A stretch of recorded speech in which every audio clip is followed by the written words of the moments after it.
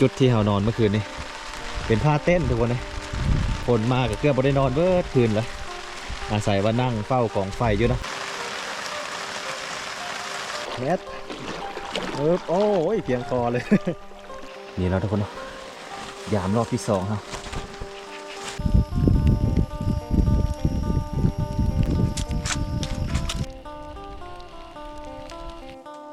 ปิ้งปลากดแม่ไข่เฮาใกล้ที่สุกเลยนะทักทายสบายดียังมื้อเช้าทุกคนตอนนี้ก็ยังอยู่ที่เมืองนากายแขวงคำม่วนนะทุกคนเมื่อคืนนี้แม่นอนอยู่จุดทางหลังนี่ก็คือจุดกลางเต้นเนาะตอนเช้าๆนี่ก็หลายๆคนหลังจากกินข้าวกินน้ำแล้วก็พากันไปหาอยู่หากินทุกคนเลยเดี๋ยวสิพาเลาะเบิ่งนี่เลยนะจุดที่พวกเขานอนเมื่อคืนนี้เกือบไม่ได้นอนเมื่อคืนเพราะฝนมันหัวพี่น้อยหลังจากกินข้าวกินน้ำแล้วก็พากันไปหาปลาดังไฟอยู่เบิดคืนเมื่อคืนนี้นะวันนี้ฝนตกแต่เช้าๆนี่นะบ่าวตันบ่ได้ไปเพราะว่าบ่าวตันมันใส่หมองไว้อยู่นี่เนาะเดี๋ยวถ้าจักหน่อยฝนเอาเอื้อนแล้วจังสิไปยามหมองทุกคนเลยตอนเช้ามื้อนี้ก็หลายคนมาหาอยู่หากินส่วนหลายก็มาจาก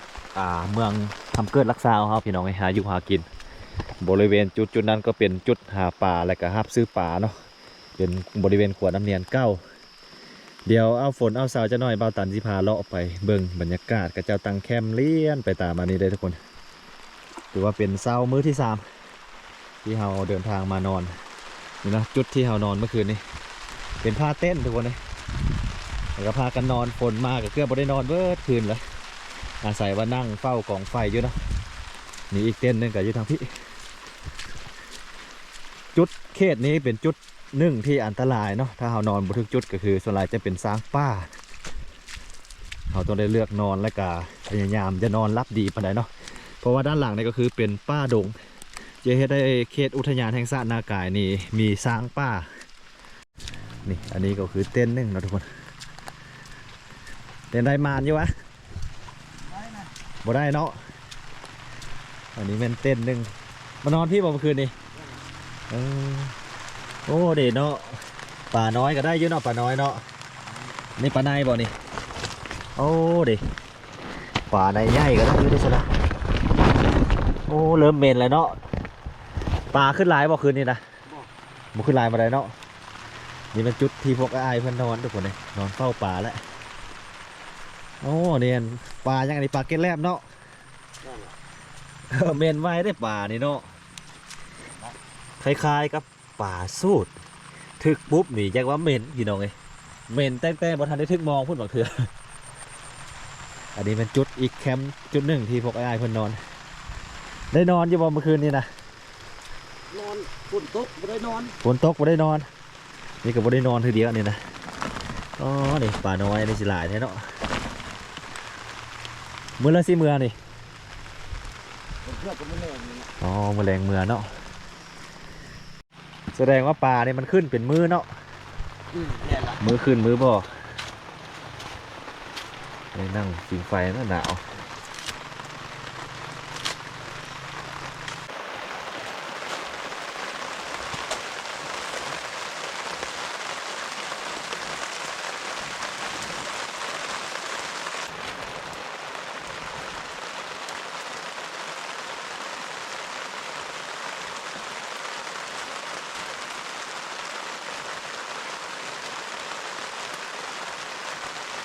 เอาสิดังไฟท่าพวก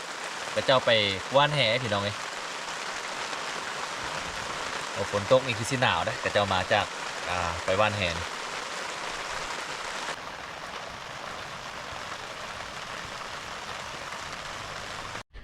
โอ้อันนี้เอารถเป็นบ่อนอันนั้นเลยเนาะไม่ได้มานบ่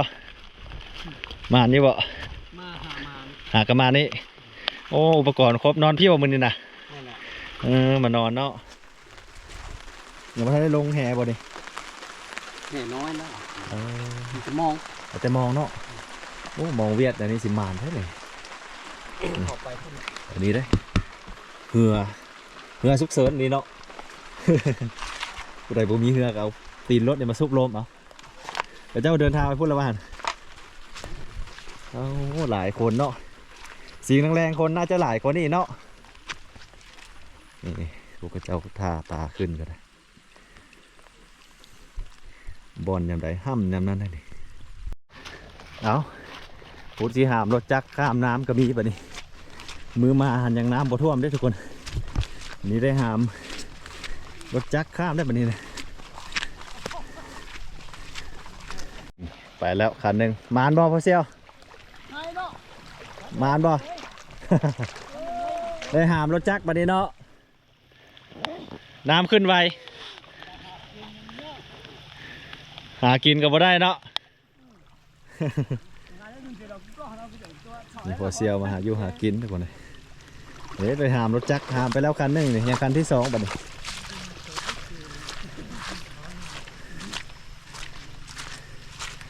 กูสิมาใส่เบ็ดใส่มองโอ้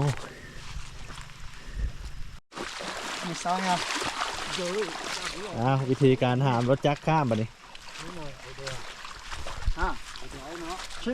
อันนี้มาป่านะพอเซียวได้หลายวันนี้นะอ๋อโอ้ยกจนบุขึ้นโอ้มาเนาะป่าน้อยเนาะเยี่ยมหามรถจักรข้ามแม่น้ำแบบนี้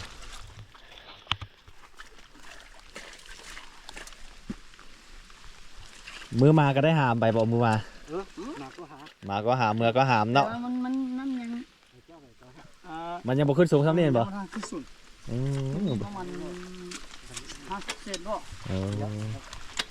ว่าจุดที่กระเจ้าไปหาป่าในไก่เติมเนาะเดี๋ยวเราแจ็คไปเนาะท่านรักเนี่ยท่านรักอันนี้ได้หาเมื่อบัดนี้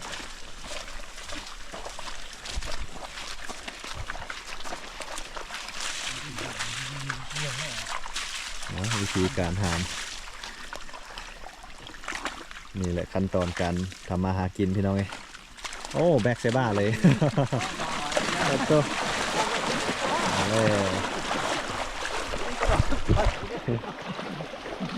แล้วเขาก็สิข้ามไปฝั่งนั้นคือกันนี่โอ้เน็ตโอ้ยเพียงคอเลย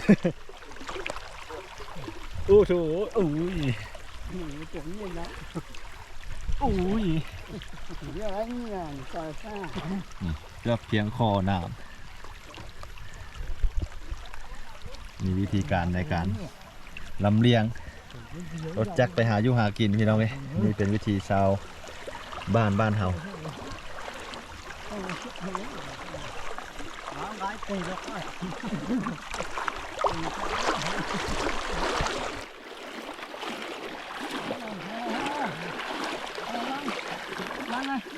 เรียบร้อยบัดนี้เนาะได้เรื่องบัดนี้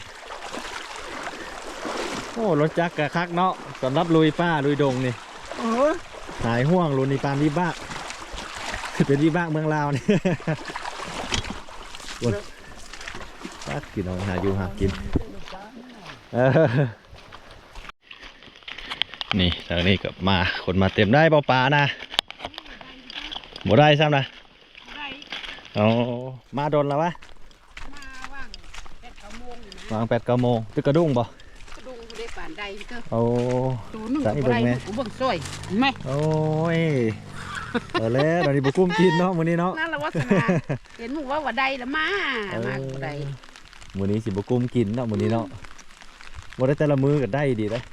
บ่ได้ลองไปตึกบ่แถวนั้นบ่แถวนั้นปลาน้อยหลายลูกวานแห่นะนี่สำหรับผู้มีเหือก็สบายน้อยนึงพวมขึ้นได้นี่นะ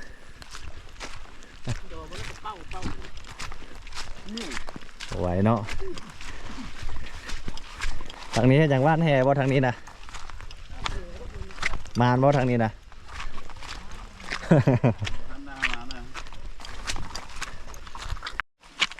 นี่โอ้ยเจ้ามานประสูตรเนาะว่านแห่อันนี้นะบวกบันไดอยู่กลางวังมีแต่บนเลิกๆคนเนาะป่านใหญ่เนาะ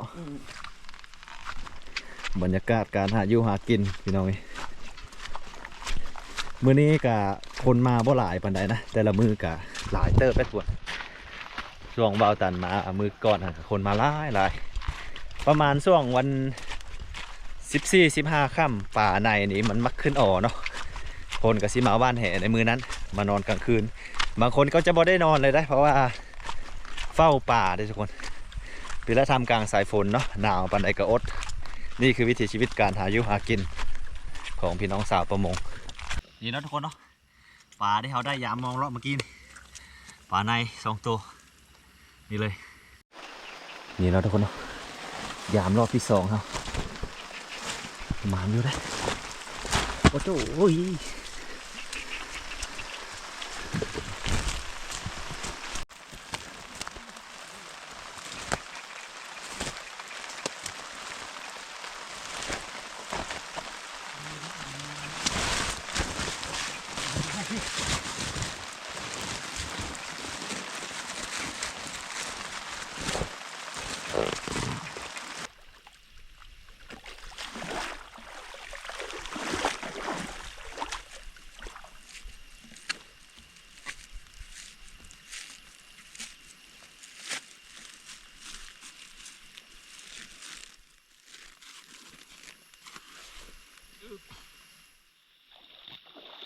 เมนูของเฮามื้อนี้กับกินข้าวสวยทุกคนปิ้งปลากดไข่นะนี่ปิ้งแซ่บๆเลยเนาะนี่ปลากดไข่คักๆอึ๊บชิม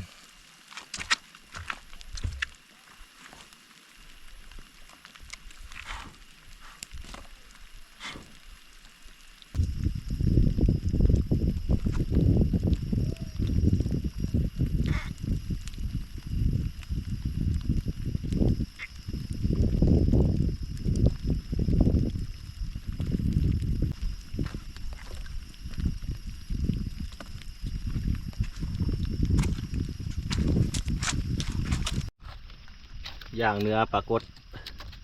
ท่ามกลางสายฝนเนาะทุกคน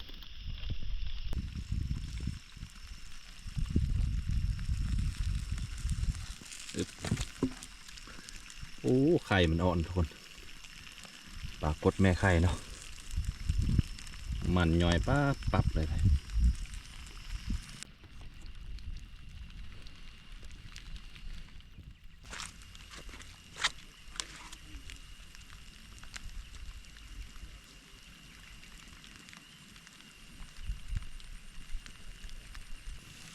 นี่นะทุกคนปิ้งปลากดแม่ไข่เฮาใกล้ที่สุกเลยนะโอ้หอมคักมื้อนี้บ่ได้กินแจ่วแล้วเด้อทุกคนมื้อนี้แต่ละมื้อได้กินแจ่วเนาะมามื้อแรกหันจำแจ่วอันเกลือแป้งนัวมื้อนี้หันบ่ได้กินแจ่วแล้วมานอยู่มื้อนี้มาทุกคนกินข้าวน้ำกันมื้อนี้ปิ้งปลากดแม่ไข่นะได้มาใหม่ๆปิ้งแซ่บพี่น้อยลองมั้งเนาะ